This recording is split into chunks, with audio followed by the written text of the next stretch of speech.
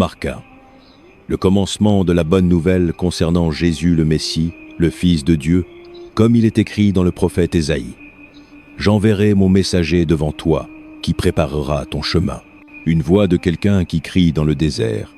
Préparez le chemin du Seigneur, rendez droit ses sentiers. Et ainsi Jean le Baptiste apparut dans le désert, prêchant un baptême de repentance pour le pardon des péchés. Toute la campagne de Judée et tous les habitants de Jérusalem sortaient vers lui. Confessant leurs péchés, ils étaient baptisés par lui dans le fleuve du Jourdain. Jean portait un vêtement fait de poils de chameau, avec une ceinture de cuir autour de sa taille, et il mangeait des sauterelles et du miel sauvage. Et voici son message. Après moi vient celui qui est plus puissant que moi, dont je ne suis pas digne de me baisser pour délier la courroie de ses sandales. Je vous baptise avec de l'eau, mais il vous baptisera avec le Saint-Esprit. En ce temps-là, Jésus vint de Nazareth en Galilée et fut baptisé par Jean dans le Jourdain. Juste au moment où Jésus sortait de l'eau, il vit les cieux se déchirer et l'Esprit descendant sur lui comme une colombe. Et une voix vint des cieux, « Tu es mon Fils que j'aime. En toi je me complais. » Aussitôt l'Esprit le poussa dans le désert. Et il fut dans le désert pendant 40 jours, tenté par Satan. Il était avec les bêtes sauvages, et les anges le servaient. Après que Jean eut été mis en prison, Jésus alla en Galilée, proclamant la bonne nouvelle de Dieu. « Le temps est accompli, dit-il. Le royaume de Dieu s'est approché.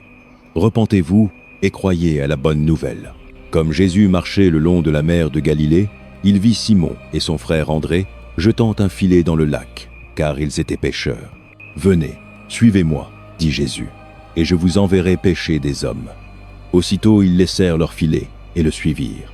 Quand il eut avancé un peu plus loin, il vit Jacques, fils de Zébédée, et son frère Jean dans un bateau, réparant leur filet.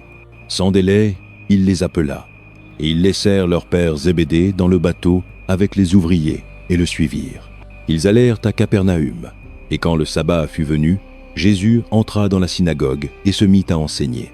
Les gens étaient étonnés de son enseignement, parce qu'il les enseignait comme quelqu'un qui avait autorité, non comme les docteurs de la loi. Juste alors, un homme dans leur synagogue, qui était possédé par un esprit impur, cria « Que veux-tu de nous, Jésus de Nazareth? Es-tu venu pour nous détruire? Je sais qui tu es, le Saint de Dieu. Tais-toi, dit Jésus sévèrement. Sors de lui. L'esprit impur secoua l'homme violemment et sortit de lui avec un cri. Les gens étaient tous si étonnés qu'ils se demandaient les uns aux autres « Qu'est-ce que cela ?» Un nouvel enseignement, et avec autorité. Il commande même aux esprits impurs, et ils lui obéissent. La nouvelle à son sujet se répandit rapidement dans toute la région de Galilée. Dès qu'ils quittèrent la synagogue, ils allèrent avec Jacques et Jean à la maison de Simon et d'André. La belle-mère de Simon était au lit avec la fièvre, et ils parlèrent immédiatement de elle à Jésus. Alors il s'approcha d'elle, prit sa main et l'aida à se lever. La fièvre la quitta, et elle se mit à les servir. Ce soir-là, après le coucher du soleil, les gens amenèrent à Jésus tous ceux qui étaient malades et possédés par des démons. Toute la ville se rassembla à la porte, et Jésus guérit beaucoup qui avaient diverses maladies. Il chassa aussi beaucoup de démons. Mais il ne laissait pas les démons parler parce qu'il savait qui il était. Très tôt le matin, alors qu'il faisait encore noir, Jésus se leva, quitta la maison et alla dans un lieu solitaire où il pria. Simon et ses compagnons allèrent le chercher, et quand ils le trouvèrent, ils s'exclamèrent « Tout le monde te cherche !» Jésus répondit « Allons ailleurs, dans les villages voisins, afin que je puisse y prêcher aussi. C'est pour cela que je suis venu. » Alors il voyagea dans toute la Galilée, prêchant dans leur synagogue et chassant les démons. Un homme avec la lèpre vint vers lui et le supplia à genoux. « Si tu le veux, tu peux me rendre pur. » Jésus fut indigné. Il étendit la main et toucha l'homme. « Je le veux, dit-il, sois pur. » Immédiatement la lèpre le quitta, et il fut purifié. Jésus le renvoya aussitôt avec un avertissement sévère. « Vois que tu ne dises cela à personne, mais va, montre-toi au sacrificateur et offre les sacrifices que Moïse a commandés pour ta purification, comme témoignage pour eux. » Au lieu de cela, il sortit et se mit à parler librement, répandant la nouvelle. En conséquence, Jésus ne pouvait plus entrer ouvertement dans une ville, mais restait dehors dans des lieux solitaires. Pourtant, les gens venaient encore à lui de partout. Marc 2. Quelques jours plus tard, Quand Jésus entra de nouveau à Capernaum, les gens apprirent qu'il était rentré chez lui. Ils se rassemblèrent en si grand nombre qu'il n'y avait plus de place, pas même dehors la porte, et il leur prêcha la parole. Quelques hommes vinrent, lui amenant un paralytique porté par 4 d'entre eux. Puisqu'ils ne pouvaient pas l'amener à Jésus à cause de la foule, ils firent une ouverture dans le toit au-dessus de Jésus en creusant à travers, puis descendirent le matelas sur lequel l'homme était couché. Quand Jésus vit leur foi, il dit au paralytique, « Fils, tes péchés sont pardonnés. » Or, quelques docteurs de la loi étaient assis là, pensant en eux-mêmes. Pourquoi ce type parle-t-il comme cela? Il blasphème. Qui peut pardonner les péchés sinon Dieu seul? Immédiatement, Jésus sut dans son esprit que c'était ce qu'ils pensaient dans leur cœur, et il leur dit, « Pourquoi pensez-vous ces choses? Qu'est-ce qui est plus facile? Dire à ce paralytique, « Tes péchés sont pardonnés » ou dire, « Lève-toi, prends ton matelas et marche » Mais je veux que vous sachiez que le Fils de l'homme a autorité sur la terre pour pardonner les péchés. Alors il dit à l'homme, « Je te dis, lève-toi, prends ton matelas et rentre chez toi. » Il se leva, prit son matelas et sortit en pleine vue de tous. Cela étonna tout le monde, et ils louèrent Dieu en disant, « Nous n'avons jamais vu rien de pareil. » Une fois de plus, Jésus sortit le long du lac. Une grande foule vint à lui, et il se mit à les enseigner. Comme il marchait, il vit Lévi, fils d'Alphée, assis au bureau du collecteur d'impôts. « Suis-moi, » lui dit Jésus. Et Lévi se leva et le suivit. Pendant que Jésus dînait chez Lévi, beaucoup de publicains et de pécheurs mangeaient avec lui et ses disciples, car il y en avait beaucoup qui le suivaient. Quand les docteurs de la loi, qui étaient pharisiens, le virent manger avec les pécheurs et les publicains, ils demandèrent à ses disciples, « Pourquoi mange-t-il avec les publicains et les pécheurs ?» En entendant cela, Jésus leur dit, « Ce ne sont pas les bien portants qui ont besoin d'un médecin, mais ceux qui sont malades. Je ne suis pas venu appeler les justes, mais les pécheurs. » Or, les disciples de Jean et les pharisiens jeûnaient. Quelques personnes vinrent et demandèrent à Jésus, « Comment se fait-il que les disciples de Jean et les disciples des pharisiens jeûnent, mais que les tiens ne jeûnent pas ?» Jésus répondit, « Comment les invités du marié peuvent-ils jeûner pendant qu'il est avec eux? Ils ne le peuvent pas tant qu'ils l'ont avec eux. Mais le temps viendra où le marié leur sera enlevé, et en ce jour-là, ils jeûneront. Personne ne coude une pièce de tissu non rétrécie sur un vieux vêtement. Sinon, la nouvelle pièce se détachera de l'ancienne, rendant la déchirure pire. Et personne ne verse du vin nouveau dans de vieilles outres. Sinon, le vin fera éclater les outres, et à la fois le vin et les outres seront ruinés. Non. On verse du vin nouveau dans de nouvelles outres. » Un sabbat, Jésus passait à travers les champs de blé, et comme ses disciples marchaient, ils se mirent à cueillir des épis. Les pharisiens lui dirent, « Regarde, pourquoi font-ils ce qui est illégal le sabbat ?» Il répondit, « N'avez-vous jamais lu ce que David fit quand lui et ses compagnons eurent faim et furent dans le besoin? Au jour d'Abiatar, le souverain sacrificateur, il entra dans la maison de Dieu et mangea le pain consacré, qui n'est légal que pour les sacrificateurs, et il en donna aussi à ses compagnons. Puis il leur dit, « Le sabbat a été fait pour l'homme, non l'homme pour le sabbat. Ainsi le Fils de l'homme est Seigneur même du sabbat. » Marc 3. Une autre fois, Jésus entra dans la synagogue, et un homme avec une main desséchée était là. Certains d'entre eux cherchaient une raison pour accuser Jésus. Alors, ils le surveillaient de près pour voir s'il le guérirait le sabbat. Jésus dit à l'homme à la main desséchée, « Lève-toi devant tout le monde. » Puis Jésus leur demanda, « Qu'est-ce qui est légal le sabbat? Faire le bien ou faire le mal? Sauver la vie ou tuer ?» Mais ils restèrent silencieux. Il les regarda avec colère, et profondément affligé par l'endurcissement de leur cœur, dit à l'homme, « Étends ta main. » Il l'étendit, et sa main fut complètement restaurée. Alors les pharisiens sortirent et commencèrent à comploter avec les Hérodiens comment ils pourraient tuer Jésus. Jésus se retira avec ses disciples vers le lac, et une grande foule de Galilée le suivit. Quand ils entendirent tout ce qu'il faisait, beaucoup de gens vinrent à lui de Judée, de Jérusalem, d'Idumée, et des régions au-delà du Jourdain et autour de Tyr et de Sidon. À cause de la foule, il dit à ses disciples d'avoir un petit bateau prêt pour lui, pour empêcher les gens de le presser. Car il avait guéri beaucoup, de sorte que ceux qui avaient des maladies se pressaient pour le toucher. Chaque fois que les esprits impurs le voyaient, ils tombaient devant lui et criaient « Tu es le Fils de Dieu !» Mais il leur donna des ordres stricts de ne pas dire aux autres qui il était. Jésus monta sur une montagne et appela à lui ceux qu'il voulait, et ils vinrent à lui. Il en désigna 12, afin qu'ils soient avec lui, et qu'il les envoie prêcher, et qu'ils aient autorité pour chasser les démons. Voici les 12 qu'il désigna. Simon, à qui il donna le nom de Pierre, Jacques, fils de Zébédée, et son frère Jean. À eux il donna le nom de Boanerges, ce qui signifie « fils du tonnerre ». André, Philippe, Barthélemy, Matthieu, Thomas, Jacques, fils d'Alphée, Thaddée, Simon le Zélote, et Judas Iscariote, qui le trahit. Puis Jésus entra dans une maison, et de nouveau une foule se rassembla, de sorte qu'il et ses disciples ne pouvaient même pas manger. Quand sa famille apprit cela, ils allèrent pour prendre charge de lui, car ils disaient « Il est hors de son esprit ». Et les docteurs de la loi qui étaient descendus de Jérusalem disaient « Il est possédé par Béelzébul, par le prince des démons, il chasse les démons. » Alors Jésus les appela à lui, et se mit à leur parler en parabole. Comment Satan peut-il chasser Satan? Si un royaume est divisé contre lui-même, ce royaume ne peut subsister. Si une maison est divisée contre elle-même, cette maison ne peut subsister. Et si Satan s'oppose à lui-même et est divisé, il ne peut subsister. Sa fin est venue. En fait, personne ne peut entrer dans la maison d'un homme fort sans d'abord le lier. Alors, il peut piller la maison de l'homme fort. En vérité, je vous le dis, les gens peuvent être pardonnés de tous leurs péchés et de tous les blasphèmes qu'ils profèrent.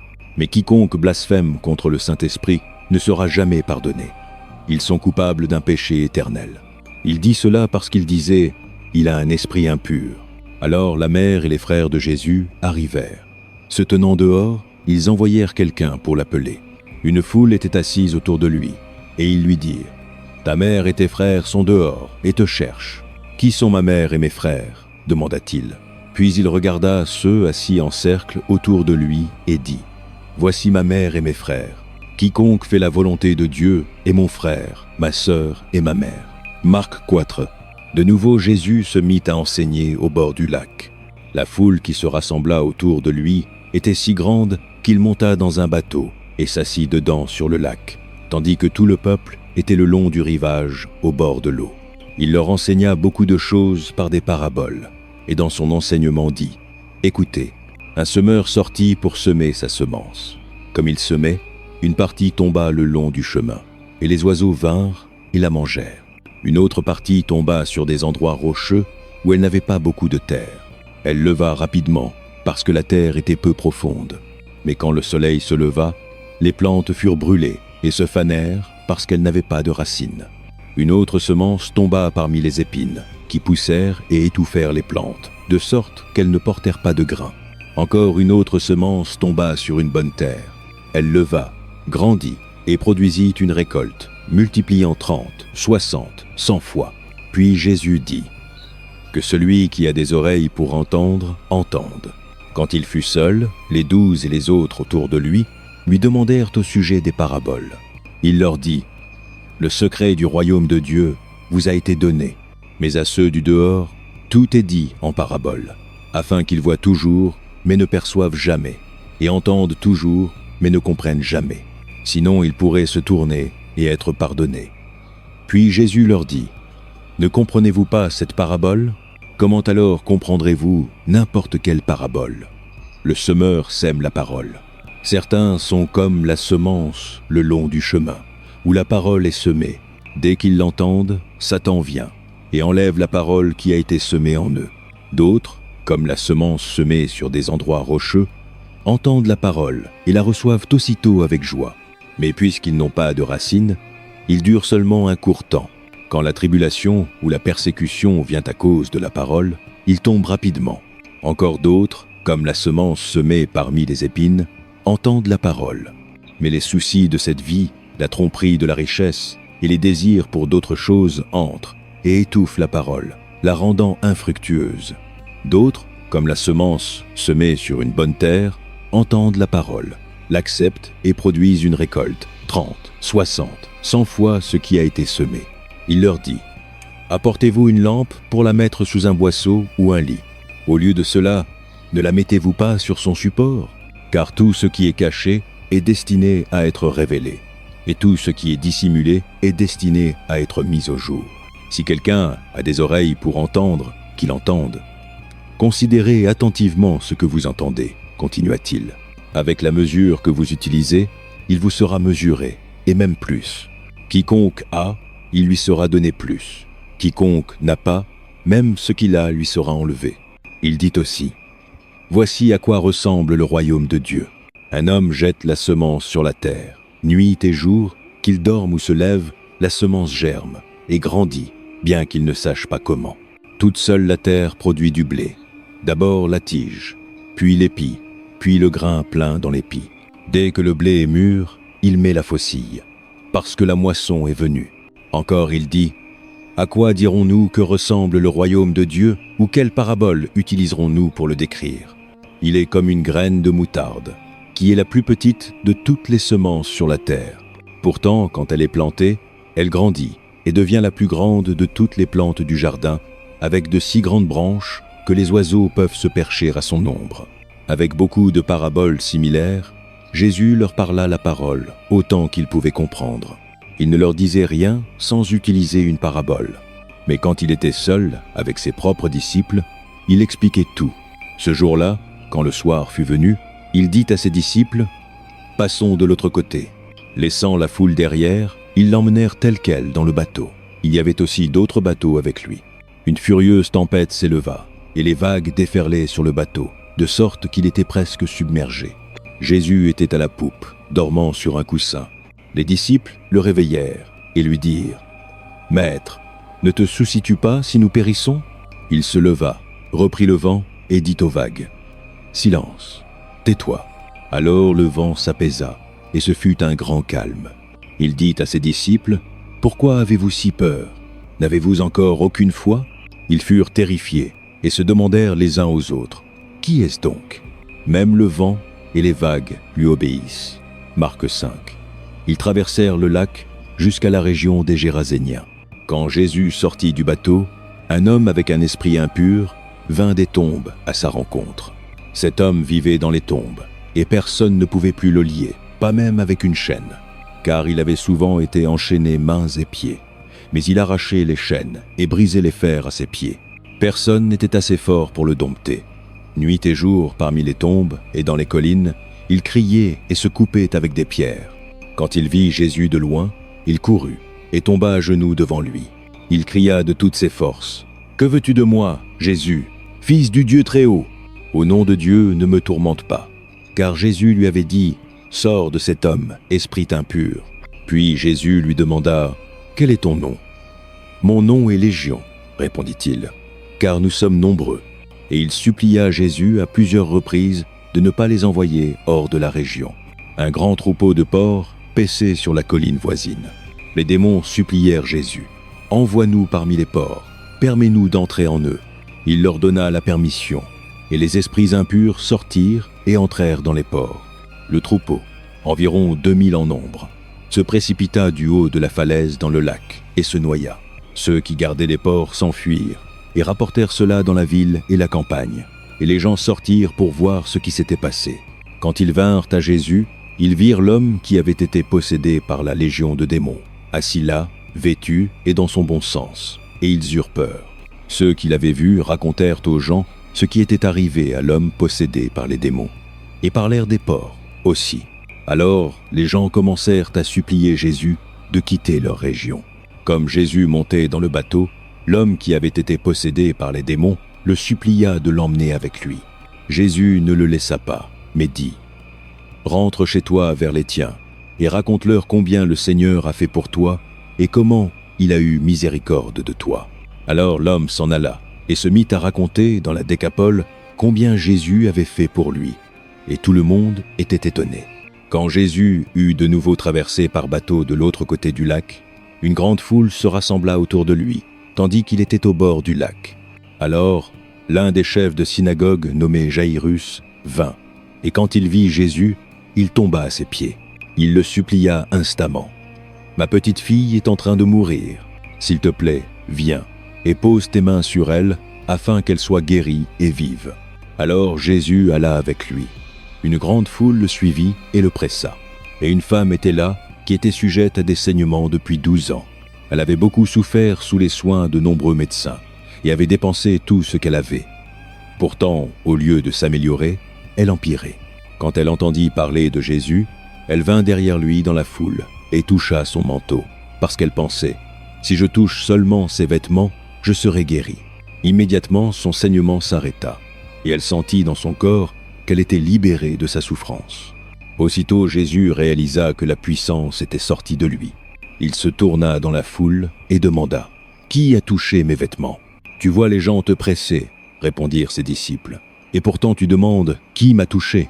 Mais Jésus continua à regarder autour pour voir qui l'avait fait. Alors la femme, sachant ce qui lui était arrivé, vint et tomba à ses pieds, et tremblante de peur, lui dit toute la vérité. Il lui dit « Fille, ta foi t'a guérie.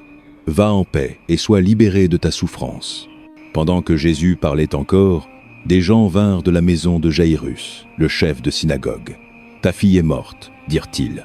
Pourquoi déranger encore le maître ?» Entendant ce qu'il disait, Jésus lui dit « N'aie pas peur, crois seulement. » Il ne laissa personne le suivre, sauf Pierre, Jacques et Jean, le frère de Jacques. Quand ils arrivèrent à la maison du chef de synagogue, Jésus vit un tumulte, avec des gens pleurant et gémissant bruyamment. Il entra et leur dit « Pourquoi tout ce tumulte et ces pleurs? L'enfant n'est pas morte, mais endormie. » Mais ils se moquèrent de lui. Après les avoir tous mis dehors, il prit le père et la mère de l'enfant et les disciples qui étaient avec lui, et entra où était l'enfant. Il prit sa main et lui dit « Talitha koum », ce qui signifie « Petite fille, je te dis, lève-toi ». Immédiatement, la fille se leva et se mit à marcher. Elle avait 12 ans. À cela, ils furent complètement étonnés.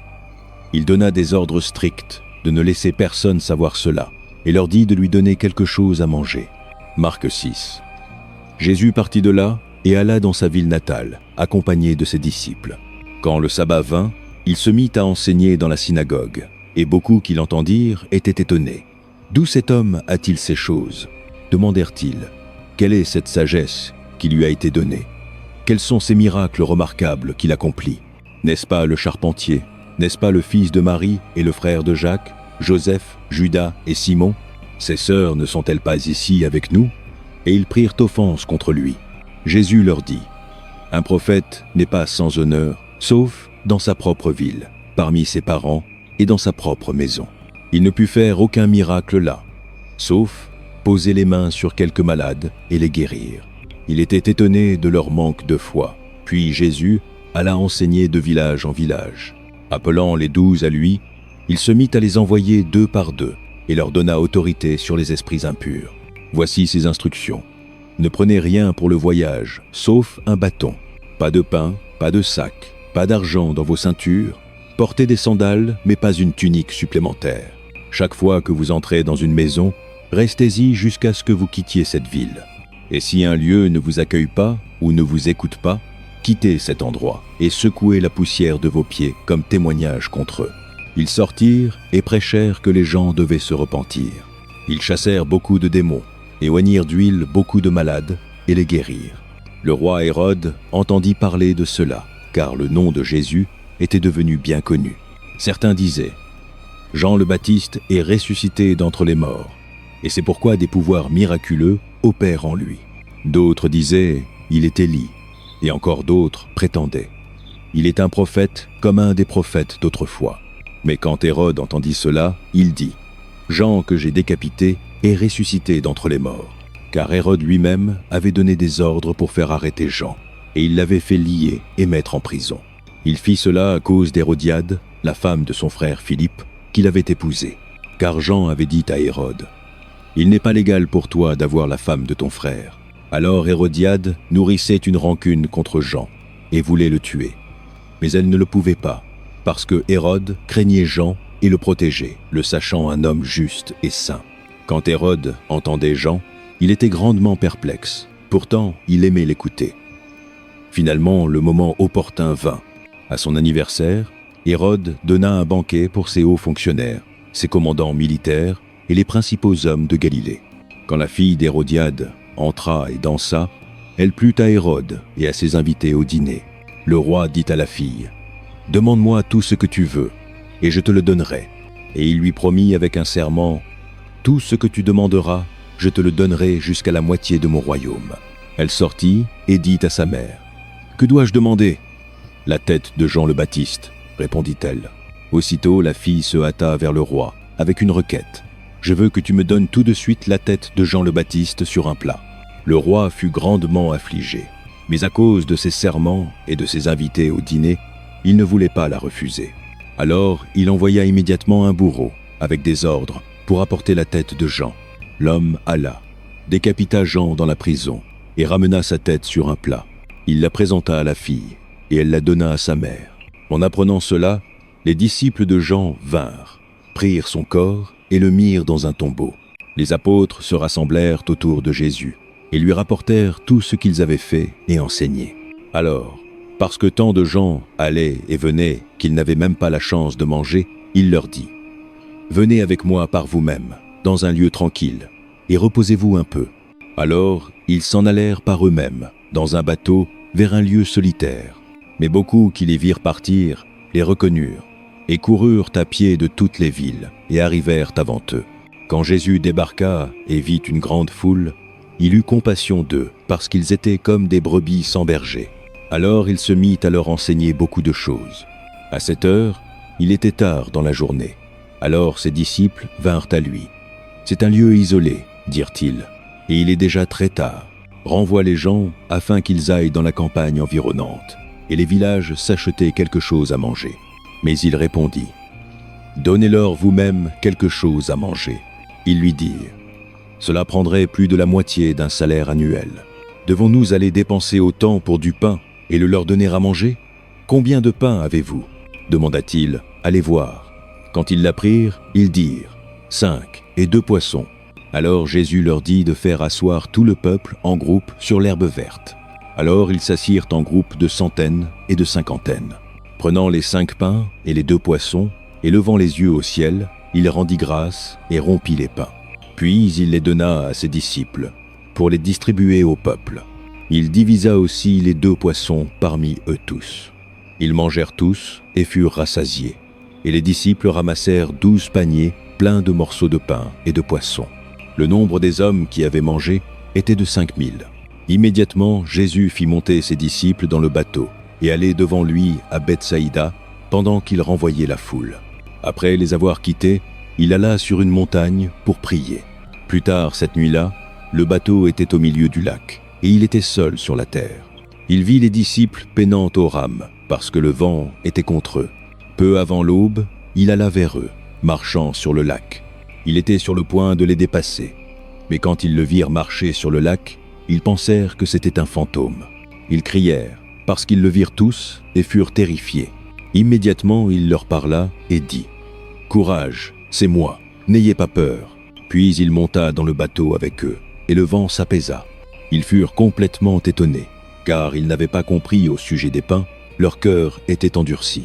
Quand ils eurent traversé, ils accostèrent à Génézareth, et y ancrèrent.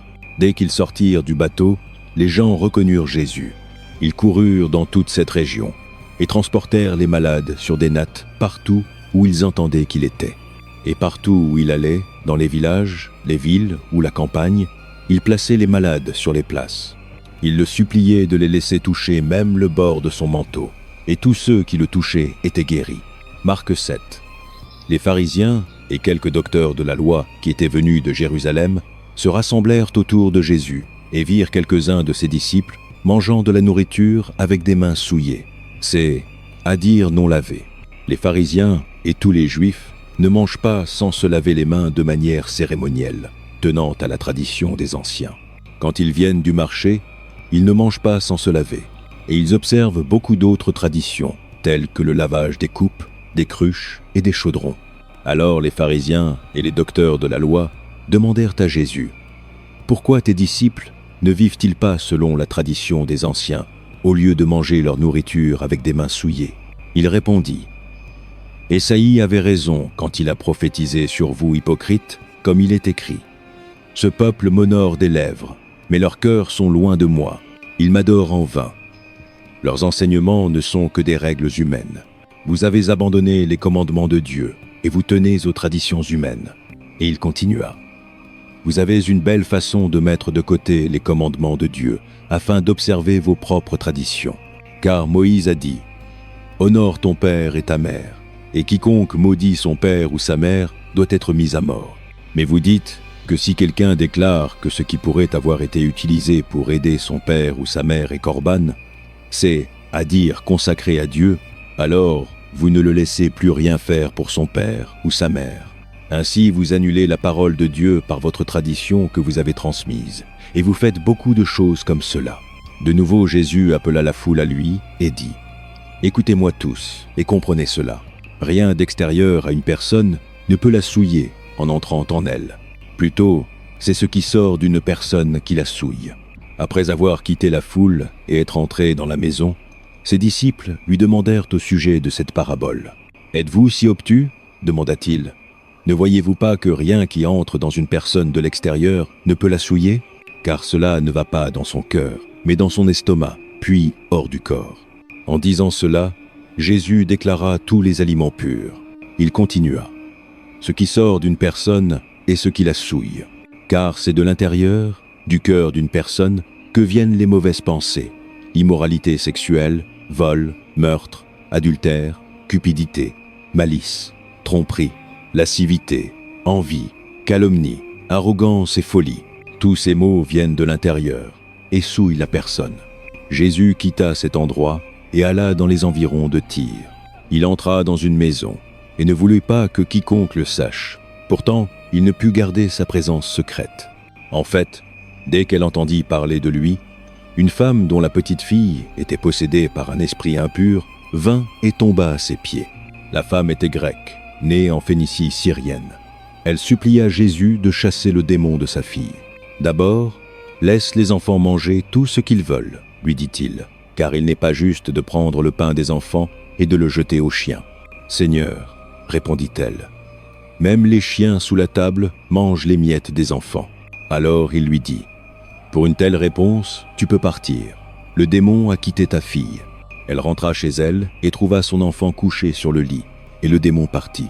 Puis Jésus quitta les environs de Tyr et passa par Sidon, descendit à la mer de Galilée et dans la région de la Décapole.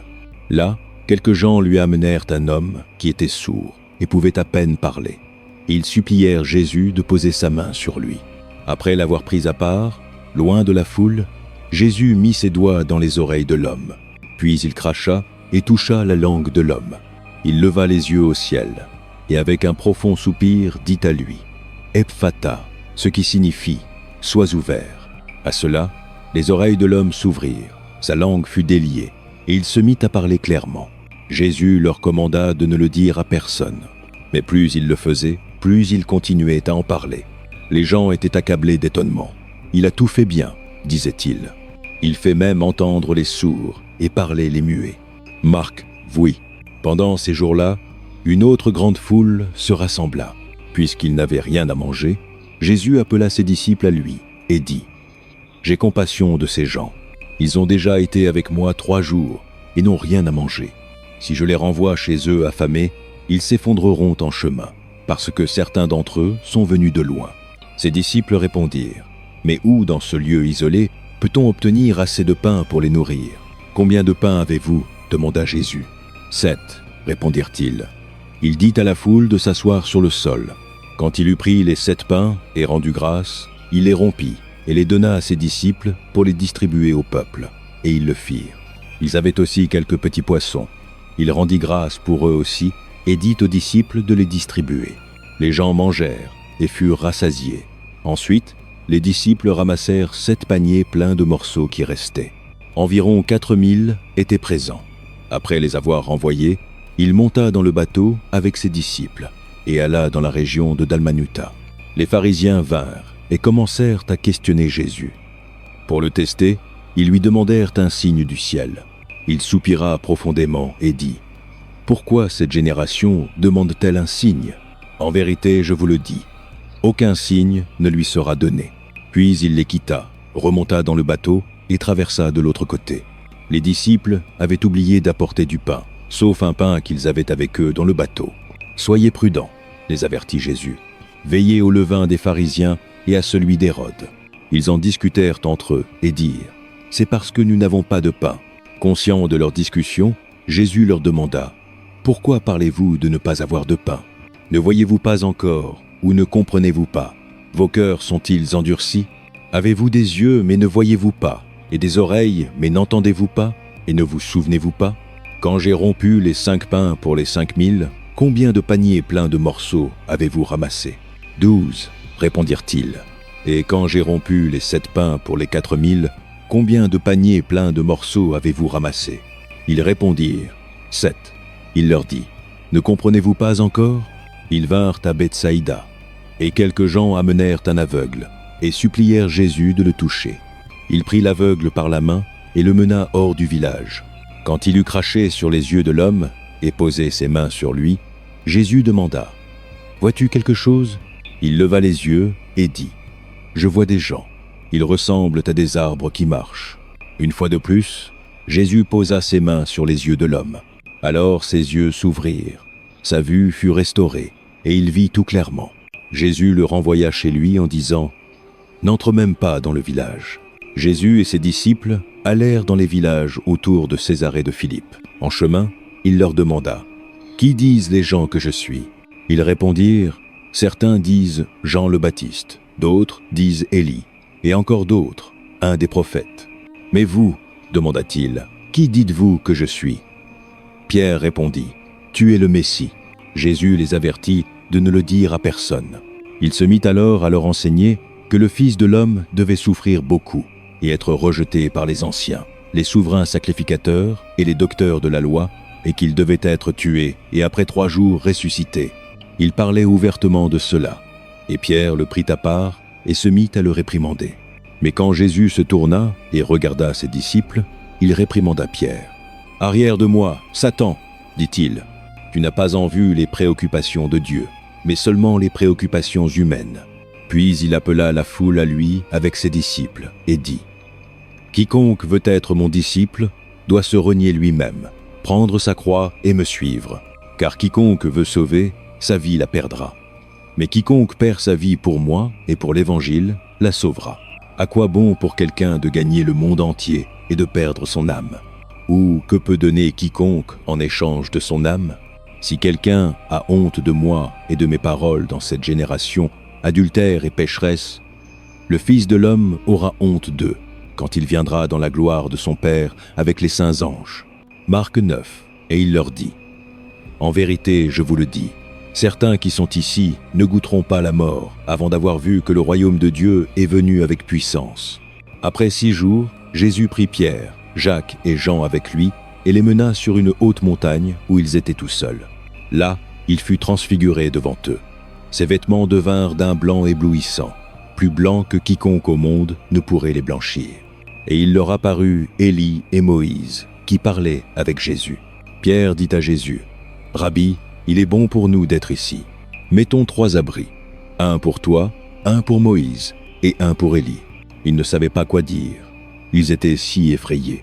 Alors une nuée apparut et les couvrit, et une voix vint de la nuée. « Celui-ci est mon fils que j'aime. Écoutez-le. » Soudain, quand ils regardèrent autour, ils ne virent plus personne avec eux sauf Jésus. Comme ils descendaient la montagne, Jésus leur donna des ordres de ne dire à personne ce qu'ils avaient vu jusqu'à ce que le Fils de l'homme soit ressuscité d'entre les morts. Ils gardèrent la chose pour eux, discutant ce que signifiait ressusciter d'entre les morts. Et ils lui demandèrent « Pourquoi les docteurs de la loi disent-ils qu'Élie doit venir d'abord ?» Jésus répondit « Certes, Élie vient d'abord et restaure toutes choses. Pourquoi alors est-il écrit que le Fils de l'homme doit souffrir beaucoup et être rejeté? Mais je vous le dis, Élie est venu, et ils lui ont fait tout ce qu'il voulait, comme il est écrit à son sujet. Quand ils vinrent aux autres disciples, ils virent une grande foule autour d'eux et les docteurs de la loi discutant avec eux. Dès que tout le peuple vit Jésus, ils furent accablés d'émerveillement et coururent pour le saluer. « Que discutez-vous avec eux ?» demanda-t-il. Un homme dans la foule répondit « Maître, je t'ai amené mon fils, qui est possédé par un esprit qui l'a privé de la parole. Chaque fois qu'il le saisit, il le jette à terre, Il écume à la bouche, grince des dents et devient rigide. J'ai demandé à tes disciples de chasser l'esprit, mais ils ne le pouvaient pas. Ô génération incrédule, répondit Jésus, combien de temps resterai-je avec vous? Combien de temps supporterai-je? Amenez le garçon à moi. Alors, ils l'amenèrent. Quand l'esprit vit Jésus, il jeta immédiatement le garçon dans une convulsion. Il tomba à terre et roula en écumant à la bouche. Jésus demanda au père du garçon, « Depuis combien de temps est-il comme cela ?»« Depuis l'enfance, répondit-il. Il l'a souvent jeté dans le feu ou l'eau pour le tuer. Mais si tu peux faire quelque chose, aie pitié de nous et aide-nous. » Si tu peux, dit Jésus, tout est possible pour celui qui croit. Immédiatement, le père du garçon s'exclama, « Je crois, aide-moi à vaincre mon incrédulité. » Quand Jésus vit qu'une foule accourait sur les lieux, il reprit l'esprit impur. « Toi, esprit sourd et muet, dit-il, je te commande, sors de lui et n'entre plus jamais en lui. » L'esprit hurla, le convulsa violemment et sortit. Le garçon ressemblait tellement à un cadavre que beaucoup dirent, « Il est mort. » Mais Jésus le prit par la main et le leva sur ses pieds, et il se leva. Après que Jésus fut entré dans la maison, ses disciples lui demandèrent en privé, « Pourquoi n'avons-nous pas pu le chasser ?» Il répondit, « Cette espèce ne peut sortir que par la prière. » Ils quittèrent cet endroit et passèrent par la Galilée.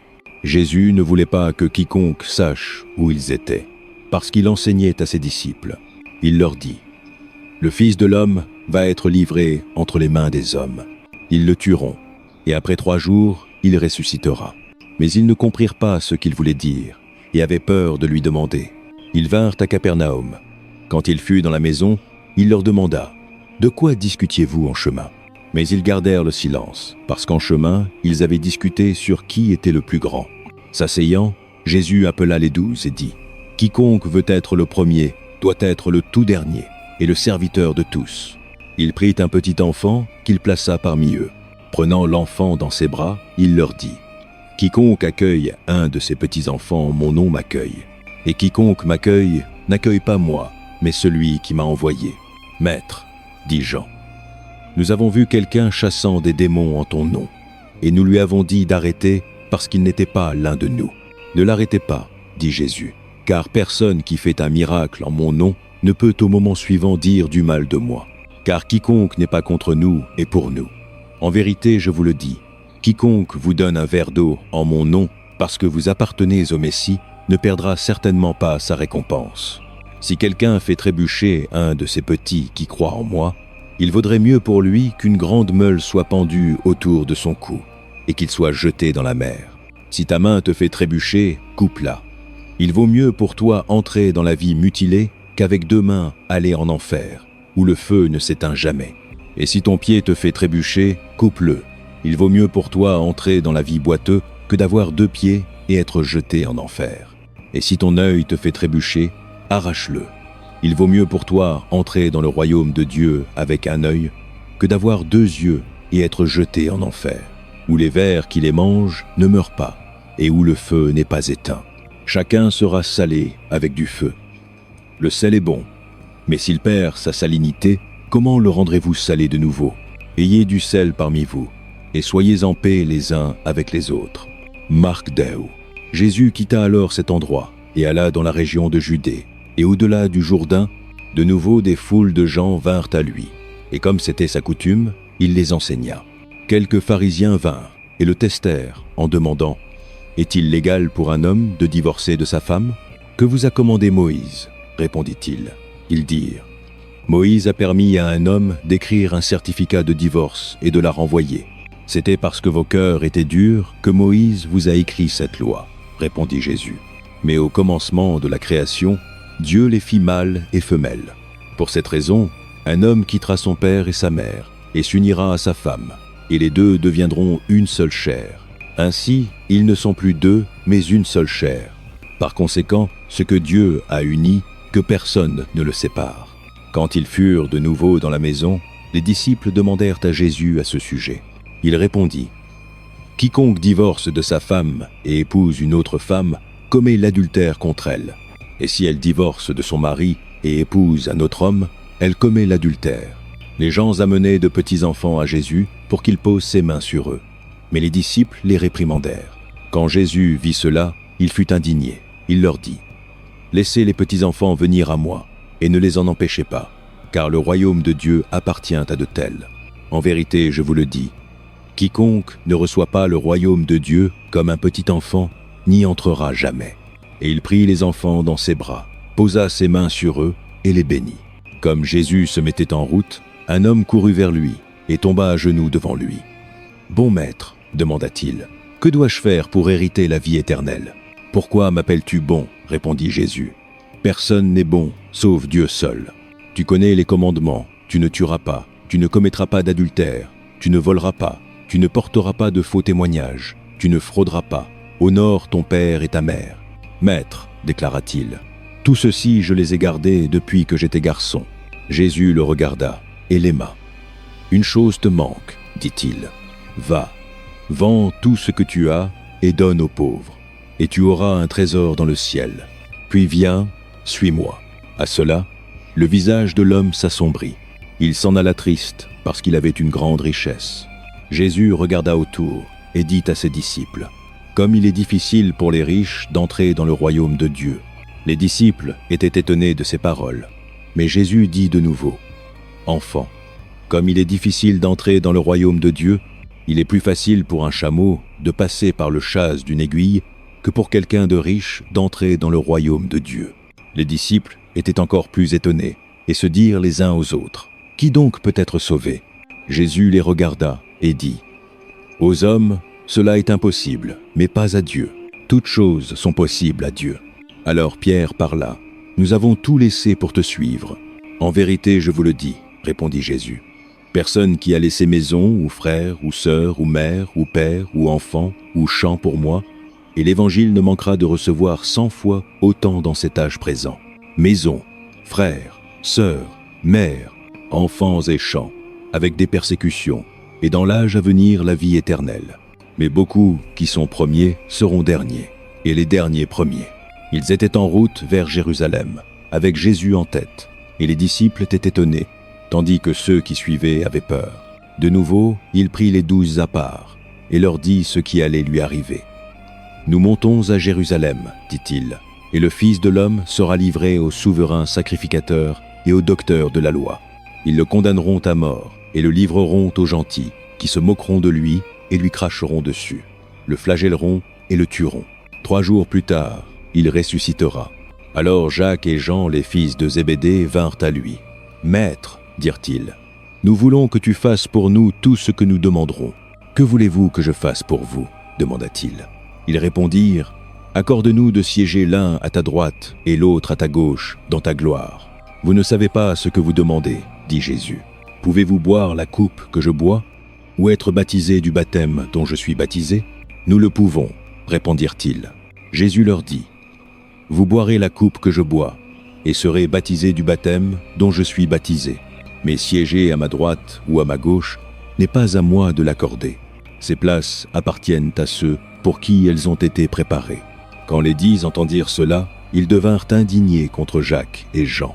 Jésus les appela ensemble et dit : Vous savez que ceux qui sont considérés comme dirigeants des gentils les dominent, et leurs hauts fonctionnaires exercent l'autorité sur eux, mais pas ainsi parmi vous. Au contraire, quiconque veut devenir grand parmi vous doit être votre serviteur, et quiconque veut être le premier doit être l'esclave de tous. Car même le Fils de l'homme n'est pas venu pour être servi, mais pour servir et donner sa vie en rançon pour beaucoup. Puis ils vinrent à Jéricho, comme Jésus et ses disciples, avec une grande foule, quittaient la ville. Un aveugle, Bartimée, ce qui signifie fils de Timée, était assis au bord du chemin mendiant. Quand il entendit que c'était Jésus de Nazareth, il se mit à crier : « Jésus, fils de David, aie pitié de moi !» Beaucoup le réprimandèrent et lui dirent de se taire, mais il criait d'autant plus : « Fils de David, aie pitié de moi !» Jésus s'arrêta et dit : « Appelez-le. » Alors ils appelèrent l'aveugle. « Courage, sur tes pieds, il t'appelle. » Jetant son manteau de côté, il sauta sur ses pieds et vint à Jésus. « Que veux-tu que je fasse pour toi ?» lui demanda Jésus.